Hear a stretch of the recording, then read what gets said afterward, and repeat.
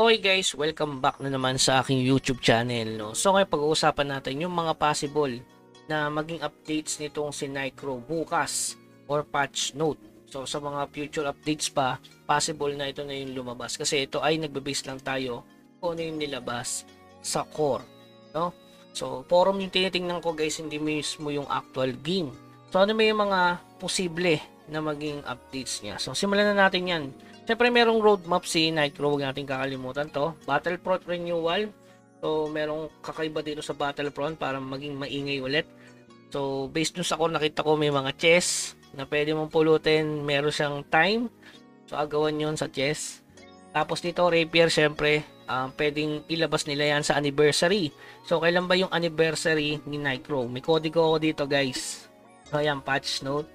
So possible yung kanilang March 11 ang maging ang anniversary. Kasi March 12 talaga nag-start yung Night Cross. So meron tayong live niyan yung first day. So March 11 yung kanilang anniversary. Tapos yung Rapier baka dito ilabas anniversary, tsaka yung Night Crow Gear Mask yung may crit. Tapos itong bootcamp na inaabangan. Regarding dito sa bootcamp guys, meron na akong content niyan. Kung kailang i-release yan, kita nyo naman first quarter. So ibig sabihin January, February, March. Pwede rin yang ilabas ngayong January kasi nga first quarter. Pero based dito kasi nasa dulo no. So pwedeng sa anniversary din ilabas. Pero sa tingin ko mas maaga sana yan para makagawa tayo ng maraming alt, lalo na ako no. So yun, pag-usapan na natin yung mga possible bukas lang muna na update. So sa tingin ko ito yung update bukas, advanced skill. Kasi yung advanced skill ni-release nung January 18 sa kanila, kasabay nung Mythic Glider. So yan, ito. Pero hindi ni-release sa atin tong advanced skill. Ano ba yung advanced skill? Napaka-solid ito guys. Magkakaroon sa WP ng additional skill points. Pag nilagay mo doon, ayan, katulad sa amin, ito yung details yan sa 200, yung half moon teaching nyo, may 60% na damage increase. Sa amin naman, Twin Sword, syempre, titingnan ko yung Twin Sword dito. So, napaka-solid. Damage increase din yung 60%. Yung rush na skill, yung battle instinct, ayan, meron double damage na. From 2, magiging 10. Tapos may weapon damage pa. Kaya dapat i-release na nila to. Kasi based dun sa core, ni-release nila after nung Mythic Glider. Okay? So, yun yung una. Pangalawa, syempre, ito inaabangan ng lahat, itong Awakening RT. So, yung Awakening nilabas noong February 7 sa core, kasabay nung Magic Infusion, which is meron na tayong itong Magic Infusion. So, ayan, kita nyo naman, artifact ng Compass at saka yung Incense Burner. Kaya pinag-hoard ko na kayo ng Compass. Meron na ako siguro mga 10 to 15 na Incense Burner na naka-hold. Compass, mga 8 lang, tapos may mga plus 5 ako Incense Burner, di ba? So pwede ka rin mag-hoard ng Frozen Tear, pero baka kasi baguhin nila to sobrang mahal kasi guys. Isipin mo 10 Ancient Alloy, 25 Morion Frozen Tear. Sa Frozen Tear siguro hindi babaguhin. Itong Ancient Alloy medyo mahal to. Imagine mo 3K ang isang yung alloy, no? So bali 30K diamond per crop, nababasag yan guys ha. Production success niyan is 30%. Ilang piraso ang kailangan nila? 5 piraso. Tag 5.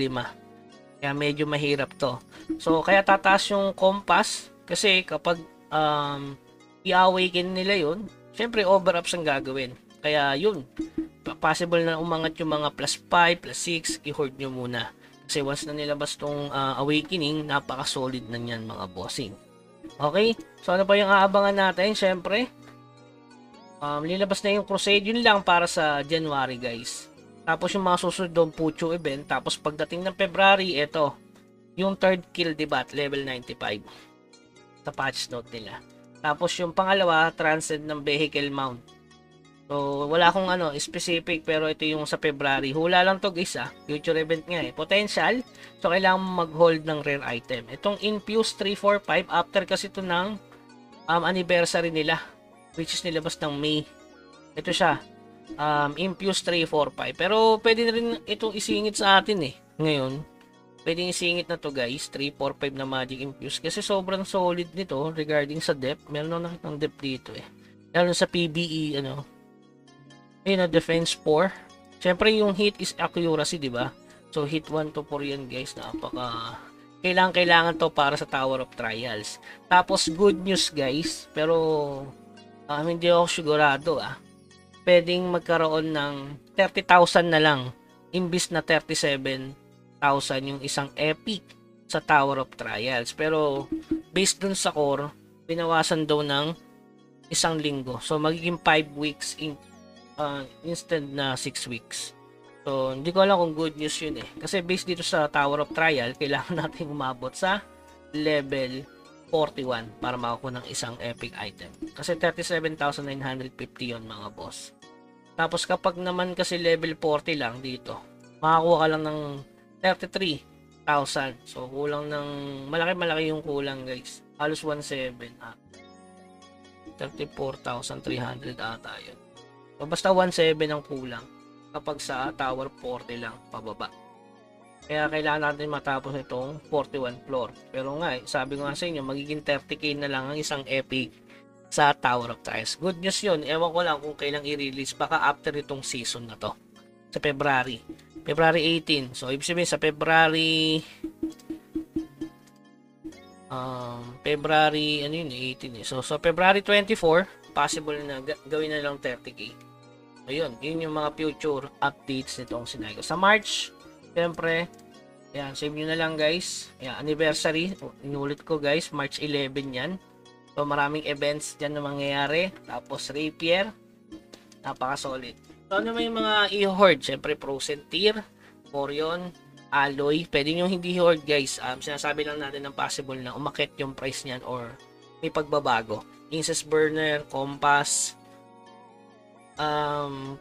Gold Key, pwede na rin kayong mag-ipon siguro nun kasi lalabas naman yung third Awaken, pero medyo matagal yun guys pero ilalabas naman yun. Kung mura na yung Golden Key, pwede kayong ma-hoard niya. Kung piso na lang 1 Dias, bilhin nyo na. Okay, so yung pinaka mabilis matunaw ngayon or mabilis mabenta yung Alluvial guys. Pag 2 Dias, bilhin nyo, tapos ibenta nyo sa market sa World Exchange. Napaka solid. Okay, so yun lamang guys, kita-kit sa bootcamp, baka yun na i-release bigla bukas. Abangan nyo na lang sa Monday 5 PM tayo guys kung magkakaroon ng bootcamp or sa February ba yan or March.